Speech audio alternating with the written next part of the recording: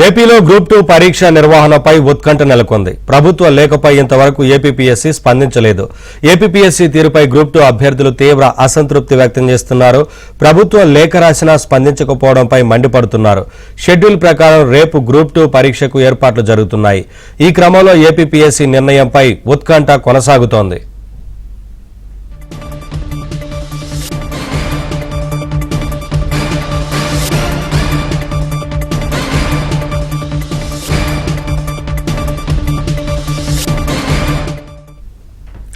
ఏపీలో గ్రూప్ 2 పరీక్ష నిర్వహణపై ఉత్కంఠ నెలకొంది. ప్రభుత్వ లేఖపై ఇంతవరకు ఏపీపీఎస్సీ స్పందించలేదు. ఇదే అంశానికి సంబంధించి మరింత సమాచారం మా కరెస్పాండెంట్ సత్య లైవ్ ద్వారా అప్డేట్స్ అందిస్తారు. సత్య, ఇంతవరకు ఏపీపీఎస్సీ స్పందించలేదు కదా, ఒకవైపున ఎగ్జామ్ కి ఏర్పాట్లు కూడా జరుగుతున్నాయి, ఒకవైపున ఉత్కంఠ అయితే నెలకొంది కదా, అభ్యర్థులు ఏంటి వివరాలు?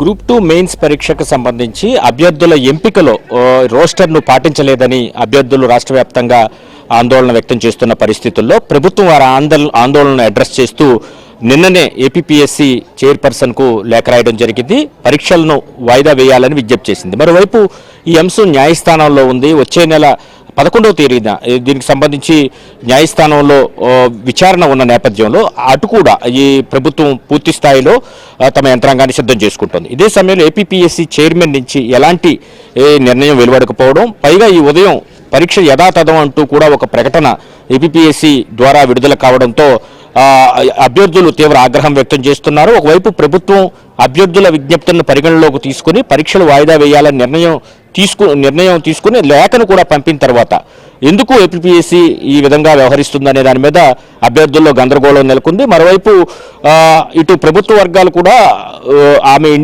ఏపీపీఎస్సీ చైర్పర్సన్ ఏఆర్ అనురాధ ఇండిపెండెంట్గా వ్యవహరిస్తున్నారనే అభిప్రాయం అని వచ్చినట్టుగా తెలుస్తోంది. ముఖ్యంగా ఆమె ఎందుకు అభ్యర్థులు ఎవరైతే ఉన్నారో వారి ఆందోళన పరిగణలోకి తీసుకోవడం లేదు, ప్రభుత్వం సానుకూలంగా ఉన్నప్పటికీ ఎందుకు ముందుకు రావడం లేదనే దాని మీద విస్తృత చర్చ అయితే కొనసాగుతుంది.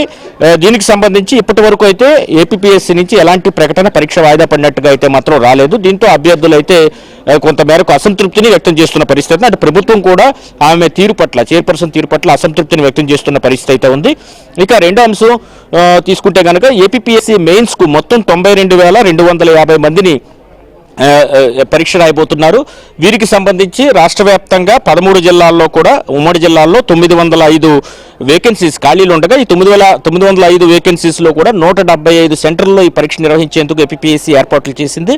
అయితే లాస్ట్ మినిట్లో అయినా సరే పరీక్ష వాయిదా పడుతుందనే ఎవరైతే అభ్యర్థులు ఆందోళన ఉన్నారో వాళ్ళందరూ కూడా ఆశాభావం వ్యక్తం చేస్తున్నారు. ప్రభుత్వం వైపు నుంచి అవసరమైన చర్యలన్నీ తీసుకున్నప్పటికీ కూడా ఎందుకు ఏపీపీఎస్సీ ఇంత మొండు పట్టుదలకు పోతోంది అనే అంశాన్ని వారందరూ కూడా ప్రస్తావిస్తున్న పరిస్థితి అయితే ఉంది. ప్రభుత్వం ఇప్పటికే మంత్రి లోకేష్ కావచ్చు, అదేవిధంగా ముఖ్యమంత్రి చంద్రబాబు నాయుడు కావచ్చు, వీరందరూ కూడా సానుకూలంగా ఉన్నట్టుగా ఇప్పటికే ప్రకటన చేశారు. మంత్రి లోకేష్ అయితే ట్విట్టర్ వేదికగా కూడా నిన్న ప్రకటన చేసి న్యాయ నిపుణుల సలహా మేరకు ముందుకు వెళ్తామని కూడా చెప్పిన పరిస్థితి అయితే ఉంది.